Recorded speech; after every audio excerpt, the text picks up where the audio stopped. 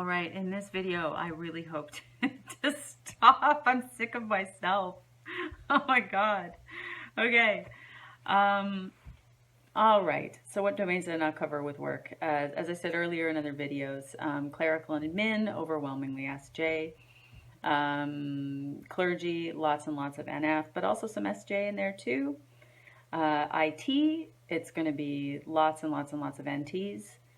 Particularly INTs and most particularly INTPs. Now let's look at, and I should have said then, and sort of just more adventuresome, like active adventuresome sort of work, like being doing athletic stuff or being a personal coach or whatever. That could be more, probably more likely NFPs or SFPs. Might be into doing that, particularly the extroverted ones, because there's so much person-to-person, intimate work going on there, and there's always sort of an emotional dimension to that kind of thing too. All right, now going to sort of extracurricular adult activities as well as, leisure stuff. I've just lots to say on that too, but I'm just, it's enough. It's really enough now. So, let's take, for example, okay, any sort of clubs or against, maybe this is too obvious, I don't know. Any sorts of clubs or associations that have a kind of mechanical interest, like where people are building really cool, whatever, they're building something, they're building an engine, or they're really into, maybe it's beer making and like different kinds of ways of doing that. You're going to see a lot of SPs and things like that. Anything artisanal. Anything where there's a lot of hands-on and there's building of something, that you can use or you can see or smell or you can make delicious things with, or you can admire the mechanical intricacy and complexity, or just the beauty of a machine. Any sort of clubs or groups that do that are definitely going to have a whole bunch of SPs. They're going to have different ones. They're probably going to have some NTs in there too. But there are going to be some SPs for sure, and like STPs for sure are going to be in there. They're going to love stuff like that. Things that are sort of have to do with sort of spiritual pursuit or sort of self-development stuff. Again, on the sort of psychological, esoteric kind of level, you're going to find NFs like mad. So everybody's doing yoga now. Everyone's doing that. But, the people who are going to be the yoga instructors, they're going to be a lot of SFPs, and they're going to be a lot of NFPs. They're going to be a lot of NFs, period. You know what? They're going to be a lot, whatever. They're going to be a lot of NFs and SFPs. Yeah, I would say that. Are going to be doing that kind of thing. Then if you're looking for, a choir could have anybody, depending on the kind of choir, the nature of the music that's being done. It really could be anyone, but anywhere where there's going to be music or art, there definitely going to be a lot of NFs, that's for sure. What else? Groups like that do hiking or sports or whatever, I think it could be any kind of people could be in there, conceivably. When it's stuff that has to do with that's terrifying though, like people that are doing like climbing, like all kinds of like free climbing and stuff like that, there definitely could be more SPs involved. But again, could be anyone who could really get into that stuff. But I think like a kind of job I didn't mention, like, I would guess that a lot of the photographers for National Geographic, like the people who will hang off of buildings to get a really good shot, or will break a few rules to get there to get a really good shot.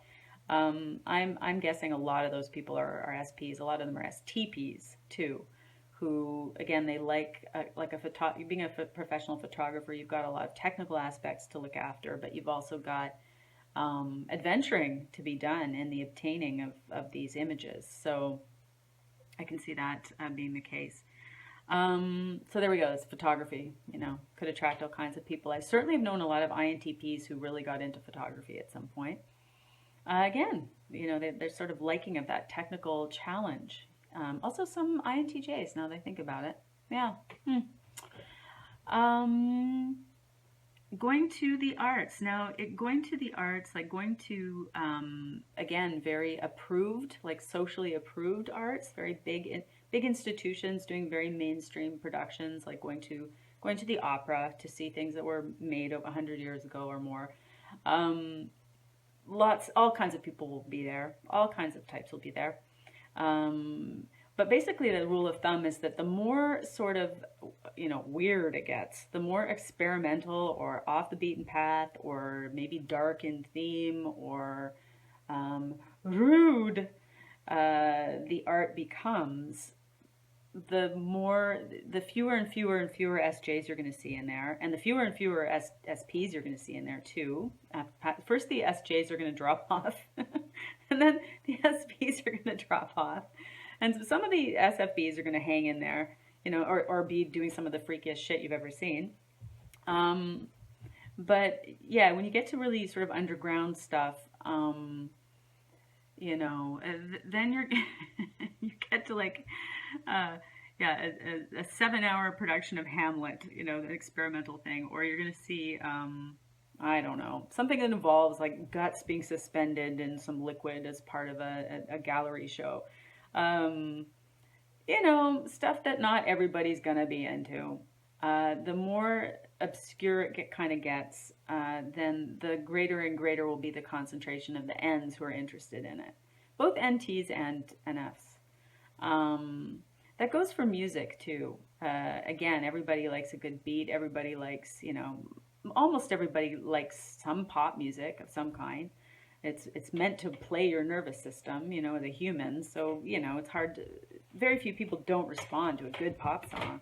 But same kind of rule of thumb applies. The more you get into like noise music or experimental music that more conventional people will think is like not even music at all. Like that isn't even music. The more you get into that kind of, musique fragile, yeah, where you listen to the silence more than the notes themselves, like things like that. The further you go into stuff like that, the higher and higher and higher and higher and higher the concentration of N's who will be A, making it, and B, in the audience. There would be, and that's even more the case for the audience than even those making it.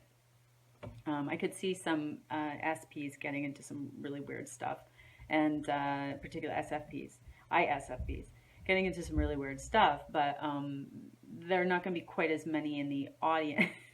The audience. Okay, now I'm just really bullshitting now.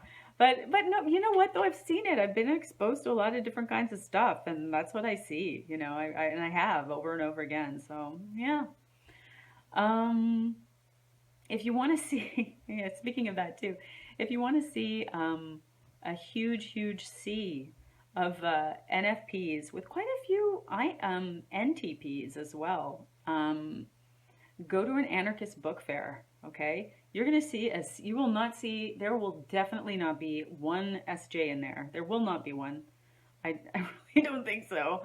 Nor STP really. Maybe a couple who are in it for some kicks and for some rebellious kick or whatever. But it's going to be a lot of heavy duty, heavy idealists for whom practicality isn't the main concern. So again, FI. Not FE, FI. And also people who don't have any trouble looking really weird, sounding really weird, and being crapped on by the mainstream or the establishment. Anarchists.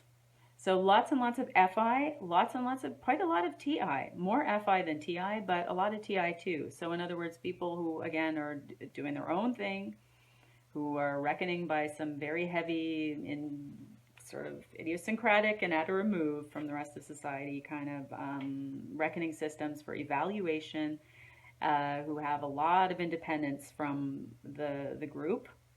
Quite naturally, they can do that. They can even like doing that, and whose main priority is not practical. It's observing the purity of a system that you have worked out mentally. So that's why you see quite a few INTPs and ENTPs in there too. What else? Yeah, if you want, again, SJs, it's easy to find SJs though. You know, SJs are all around. If you go for, like, you join a group at work, let's say you work for a big company and there's someone that's doing like a big fundraising thing for a cancer foundation, and it's a run or it's a bike-a-thon or something like that, and there's a bank sponsoring it. SJs everywhere. Again, not that there'll be some NFs, there'll be a couple NTs, whatever. They'll all be trying to help out, but there definitely is going to be just a shit ton of SJs all over that. What else in leisure? What else? What else? That isn't, I haven't already covered in the other videos really. You know, maybe to illustrate, I'll take two orgs. I'll take say a giant arts institution. I'll talk about where in a big institution like that there are going to be the different type, preponderance of different types. So take an art museum in a major metropolitan area. On the board of directors for that place, SJs. SJs, again, a board of directors of all kinds have lots of SJs on them, period. These are, they just live to do stuff like that, and they do. They like the recognition from it. They like the activities involved. They like being the ones to decide and be in charge. They like to uphold the, you know, make sure that major institutions are protected and seen through to the future. So lots of SJs. For an art gallery, though, you might also have, a couple of you might have an NTJ or two. You might have an NFJ or two in there. You might even have a perceiver, but it's going to be pretty heavy on the Js and very heavy on the SJs. As for philanthropic organizations that contribute to an art museum, a lot of SJs in there as well. So if you want to see a bunch of SJs in an art gallery, where you're definitely going to see a bunch of them is at the opening night, or I say a gala, a fundraising gala for the art museum. That's where you're going to see a lot of SJs, because they're going to be really into fundraising. They're going to have a lot of business contacts. They're going to be, you know, making stuff happen with that, and they're going to be very like proud of that. They're going to want to look good being associated with a highbrow, you know, respected museum situation. So there's going to be that. Where you're going to see the people curating within it, you're going to see a whole lot of NFJs in there, particularly probably INFJs, maybe some NFPs, but again, you know, this is where a lot of the NFJs are going to really show, and perhaps also some NTJs might show up there, INTJs, where they're sort of using their terrific aesthetics and their appreciation for art and their ability to sort of see, you know, to see patterns in things. But they're also managing quite a bit and ensuring the smooth running of things logistically, and they've got the chops to do that, and they can take that on. Then as for the artists themselves, could be, again, any number of people, but it's probably going to be a preponderance of Ns and a preponderance of SFPs. SFPs and then the Ns. So the and particularly, I didn't mention this before, I should have, particularly an emphasis on the introverted ones. So all four of the INs are very overrepresented in the arts.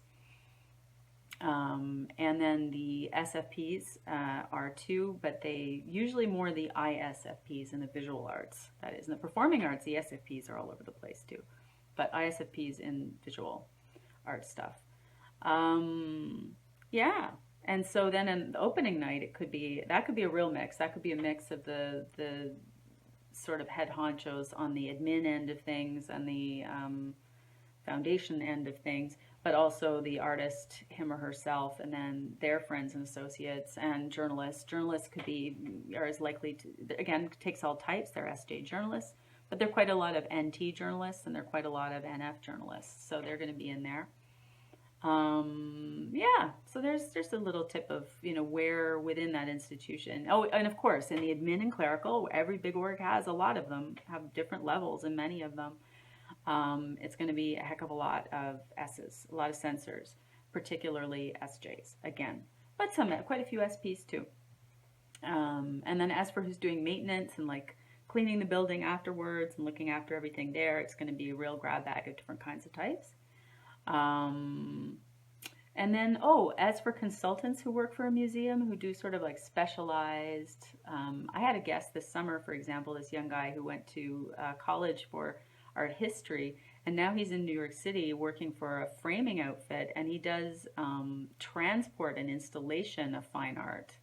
And so he's been to some pretty wild, he's been to some famous people's apartments. He's been to all the big museums in New York City and hung stuff there, and knows how to like handle and pack, how to pack things, how to pack, very carefully pack different kinds of artworks and how to install them.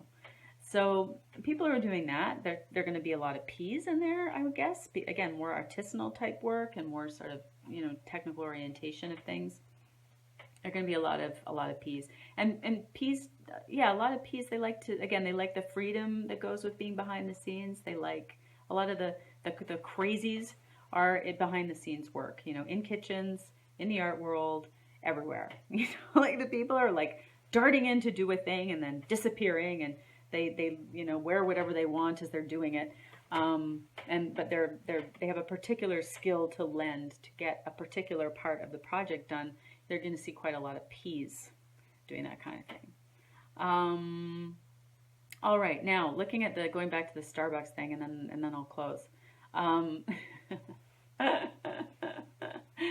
It really depends. If Starbucks is the only place you can get pretty good coffee in the town or the town you're in, then it could be any number of people who are going to show up in there. Probably more people who like fancy themselves to fancy the finer things of life, you know. So they're going to be at the Starbucks. But yeah, you're going to see, like when I look in Starbucks, there are a lot of J's in there. There are a lot of SJ's in there. You can just, yeah, anyway, whatever. If you want to hang out more with the NP people, then you want to go to indie, you know, anything that's indie anything, for music or art or coffee or whatever.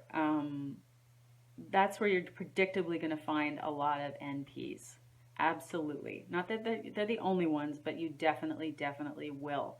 So if you want to hang out with a bunch of INTPs or ENTPs or ENFPs or INFPs, and maybe have a better than average chance of running into an INFJ, then go hang out at some ever so slightly grotty and kind of exciting and, you know, full of some art and weird objects and things that you've never seen before.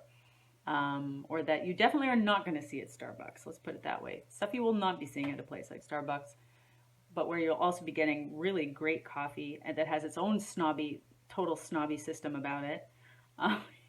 You know, cold brewed or whatever. It's got some like some antelope shit in it, or, you know, some very fine, heavily processed in an ancient manner, like whatever, you know, whatever the hell special thing about it, or, you know, yak's milk. Only organic yak's milk for my coffees. A place like that, you're going to find a lot of NPs. Trust me. You really will. A lot of people like writing their first novel and, you know, that kind of thing. They really will be in those kinds of places a lot more. Okay, I think that's it for now, and maybe forever on this subject from me. So if anyone watched all the way through, wow. Thanks. And yeah, goodbye.